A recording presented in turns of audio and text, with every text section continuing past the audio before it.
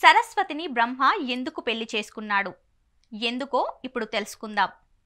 సరస్వతి పురాణం, మత్స్య పురాణం ప్రకారం బ్రహ్మ తన కూతుర్ని పెళ్లి చేసుకున్నాడని రాసి ఉంది. సరస్వతి పురాణం ప్రకారం బ్రహ్మ తన శక్తితో సరస్వతిని పుట్టించాడు. దాంతో ఆమెకు తల్లి లేరు, కేవలం తండ్రి మాత్రమే ఉన్నాడు. ఆయనే బ్రహ్మ. సరస్వతీదేవి అందానికి ఆకర్షితుడై బ్రహ్మ నిత్యం సరస్వతిపై తన దృష్టిని ఉంచేవాడు. పార్వతీదేవి ఏ దిక్కున ఉన్నా చూడడానికి బ్రహ్మకు 5 తలలున్నాయట. దాంతో బ్రహ్మ సరస్వతిని పెళ్లాడి మనిషి జాతిని సృష్టించాలని అనుకున్నాడు. అలా బ్రహ్మ 100 సంవత్సరాల పాటు సరస్వతిని ఏకాంతంగా ఉండి మను అనే బాలునికి జన్మనిచ్చారు. ఈ భూమిపైన జన్మించిన మొదటి మనిషి మను అని అంటారు. ఇలా మనిషి జాతిని నిర్మించడానికి బ్రహ్మ తన కూతురైన సరస్వతినే పెళ్లి చేసుకున్నాడని అంటారు.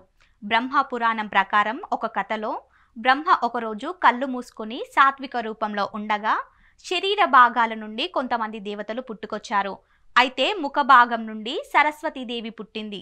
నేను ఏం చేయాలని బ్రహ్మను అడిగింది. ఈ విధంగా ఆయన సమాధానం ఇచ్చారు.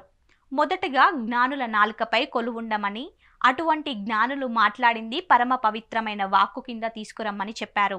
రెండవది, ఒక నది స్వరూపంలో ఉండి ప్రవహించమని అన్నారు. చివరగా నాకు భార్యగా ఉండి ఈ సృష్టి చేయడానికి జ్ఞానాన్ని ప్రసాదించమని కోరతాడు. అయితే మత్స్య పురాణం ప్రకారం సరస్వతీదేవి బ్రహ్మకు భార్యగా ఉండడానికి అంగీకరించలేదు. కానీ బ్రహ్మ విడిచిపెట్టకపోవడంతో 100 సంవత్సరాలు కలిసే ఉండటానికి అంగీకరించి వివాహం చేసుకుంది. వివాహం జరిగిన తర్వాత మనువు, శతరూప వాళ్ళందరూ పుట్టారని మత్స్య పురాణం తెలుపుతుంది. మనుషులది మాంసం శరీరం మరియు దేవతలది మంత్ర శరీరం. ఈ రెండింటికి చాలా తేడా ఉంటుంది. దేవతలకు ఉండే మంత్రశక్తుల ద్వారా ఎన్నో సాధించగలుగుతారు.